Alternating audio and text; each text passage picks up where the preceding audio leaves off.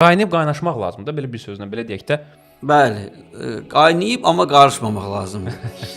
Çünki qarışanda kimliyini itirirsən, amma qaynayanda yaxşı olursan. Yəni fikir mübadiləsi falan edirsən abisi. Bir qonşudakı nə bilim Fatma xala salam, nətərsiz, nə var, nə yox, uşaqlar necədir demək öyrənəcəksən. Məsələ və yaxud da ki bir dostuna ki, qardaş nətərsən, belə interesi görsənsən axır vaxtı belə həyəcanlısan falan. İnsanların hisslərini öyrənəcəksən, duyğularını öyrənəcəksən, yaxşı xitab eləməyi öyrənəcəksən. Molla Nəsrəddin uzun qulağından yıxılır. Deyir ki, deyir cavanlıq. Sonra sağa baxır, sola baxır, görür ki, heç kim yoxdur. Deyir, cavanlıqda da bir şey deyildim.